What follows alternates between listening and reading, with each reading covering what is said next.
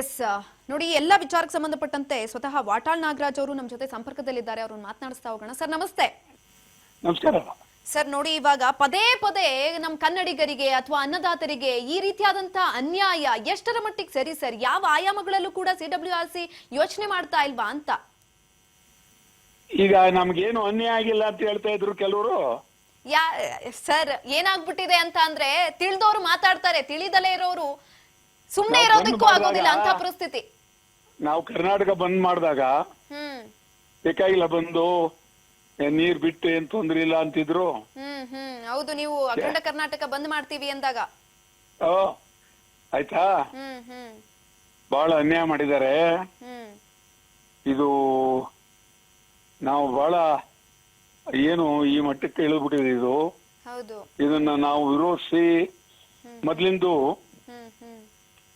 ಕರ್ನಾಟಕ ಬಂದ್ ಕರೆ ಕೊಟ್ಟಿದ್ದೀವಿ. ನಾವು ಈಗಾಗಲೇ ಕೊಟ್ಟಿದ್ದೀವಿ. 13ನೇ ತಾರೀಕು ಕರ್ನಾಟಕ ಬಂದು ಯಾವುದೇ ಕಾರಣಕ್ಕೂ ತಮಿಳುನಾಡು ನೀರು ಬಿಡಕ್ ಕೂಡುದು ಮತ್ತು ಮಹದಾಯಿ ಕಳಸಾ ಬಂಡೂರಿ ಆಗ್ಬೇಕು. ಬೆಳಗಾವಿ ಅಲ್ಲಿ ಮಹಾನಗರ ಪಾಲಿಕೆಯವರು ಬೆಳಗಾವಿ ಕರ್ನಾಟಕದ ಅವಿಭಾಜ್ಯ ಅಂಗ ಅಂತ ಹೇಳಕ್ಕೆ ಅವರು ತಯಾರಾಗಿಲ್ಲ. ಅವ್ರನ್ನ ಸೂಪರ್ ಸೀಡ್ ಮಾಡಿ ಅಂತ ಮಹಾರಾಷ್ಟ್ರ ಏಕೀಕರಣ ಸಮಿತಿಯವರು ಅವನ್ನ ಬಹಳ ದಿವಸದಿಂದ ಅವ್ರನ್ನ ಇದ್ ಮಾಡ್ಕೊಂಡ್ ಬರ್ತಾ ಇದಾರೆ. ಇವರು ಪೋಷಣೆ ಮಾಡ್ಕೊಂಡ್ರ ರಾಜಕಾರಣಿಗಳು. ಅದು ಬೇಡ ಅಂತ ಹೇಳಿದ್ದೆ ನಾವು. ಆ ದೃಷ್ಟಿಯಿಂದ ಈಗ 13ನೇ ತಾರೀಕು ಅಖಂಡ ಕರ್ನಾಟಕ ಬಂದು ಯಾವುದೇ ಒಂದು ಸಣ್ಣ ವಿಧಲ್ಲೂ ಬದಲಾವಣೆ ಇಲ್ಲ, ಬಂದ್ ಮಾಡೇ ಮಾಡ್ತೀವಿ. ಇದು ಈ 10 TMC ನೀರು ಬಿಟ್ಟಿರೋದು ದೊಡ್ಡ ದುರ್ದೈವ, ಬಿಡಬಾರ್ದಾಗಿತ್ತು. ಬಂದ್ ಭದ್ರವಾಗಿ ಮಾಡ್ತೀವಿ ಜೋರಾಗಿ. ಸರ್, ಇನ್ನೊಂದ್ ಕಡೆನಲ್ಲಿ DK ಶಿವಕುಮಾರ್ ಅವರು ಹೇಳ್ತಿದ್ದಾರೆ ಕಾನೂನು ಸುವ್ಯವಸ್ಥೆಯನ್ನ ಕಾಪಾಡಬೇಕು ಅಂತ. ಮಂಡ್ಯ ಜಿಲ್ಲಾಧಿಕಾರಿಗಳು ಕೂಡ ಒಂದು ಮನವಿಯನ್ನ ಮಾಡ್ಕೊಂಡಿದ್ದಾರೆ. ಈ ಸಂದರ್ಭದಲ್ಲಿ ಸರ್ಕಾರ ಯಾಕೆ ಈ ತರ ಒಂದು ನಿಲುವನ್ನ ತೆಗೆದುಕೊಳ್ತಾ ಇದೆ ಅಂತ? ಇದೇ ಸರ್ಕಾರ ಕಾನೂನು ಸುವ್ಯವಸ್ಥೆ ಅಂದ್ರೆ ಶಾಂತಿಯಿಂದ ಇರಬೇಕು ಅಂತ ಅವ್ರ ಅರ್ಥ. ಅವರು ಹೇಳ್ತಾ ಇರೋದು ನಾವು ಬಂದನ್ನ ಶಾಂತಿಯುತವಾಗಿ ಮಾಡ್ತಾ ಇರೋದು. ಆದ್ರೆ ತಮಿಳುನಾಡಿನಲ್ಲಿ ತೀವ್ರ ಗಲಾಟೆ ಕರ್ನಾಟಕದ ವಿರುದ್ಧ ಬಾರಿ ಮಾಡ್ತಾ ಇದ್ದಾರೆ.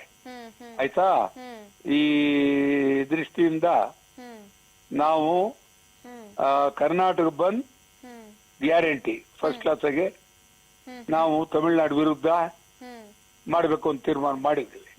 ಸರ್, ಇವಾಗ 2ನೇ ಬಾರಿ CWRC ಇಂದ ಒಂದು ನಿರ್ಧಾರ ಅಥವಾ ಆದೇಶ ಹೊರಗಡೆ ಬಂದಿದ್ದಂಥದ್ದು. CWMA ಏನಿದೆ, 2ನೇ ಬಾರಿ ಅಲ್ಲ, 10 ಬಾರಿ ಬಂದ್ಬಿಟ್ಟಿದೆ. ಅಲ್ಲ ಇವಾಗ ಈಗ ಹೊಸದಾಗಿ ಶುರುವಾಯ್ತಲ್ಲ, ಇವಾಗ 2 ಬಾರಿ 10 ಬಾರಿ ಬಂದಿದೆ.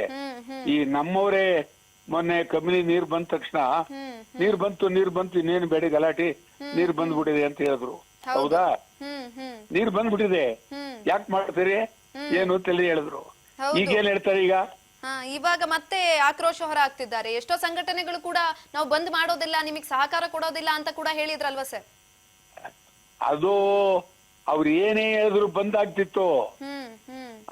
ಇದಕ್ಕೂ ಸಂಬಂಧವೇ ಇಲ್ಲ. ಅವ್ರು ಯಾರೇ ಹೇಳಿ ಬಂದ್ ಸಂಪೂರ್ಣ ಆಗ್ತಿತ್ತು. ಈಗ ಅವ್ರಿಗೆ ಗೊತ್ತಾಯ್ತಲ್ಲ ಏನಾಗಿದೆ ಅಂತ. ಹೌದು, ಅವ್ರಿಗೀಗ ಅವ್ರು ಏನ್ ತೀರ್ಮಾನ ಮಾಡ್ಬೇಕು ಈಗ ಅವರು ಬಿಟ್ಟದ್ದು. ಅದರಿಂದ ಬಂದ್ ಅಖಂಡ ಕರ್ನಾಟಕ ಬಂದ್ ಅದ್ಭುತವಾಗಿ ಆಗುತ್ತೆ. ಬರೀ ಒಂದು ಕಾವೇರಿ ಒಂದೇ ಅಲ್ಲ, ಮಹದಾಯಿ ಕಳಸಾ ಬಂಡೂರಿ ಸೇರಿ ಇಡೀ ರಾಜ್ಯ ಬಂದ್ ಆಗುತ್ತೆ. ಧನ್ಯವಾದಗಳು ವಾಟಾಳ್ ನಾಗರಾಜ್ ಸರ್, ನಮ್ಮ ಜೊತೆ ಮಾತನಾಡಿದಕ್ಕಾಗಿ.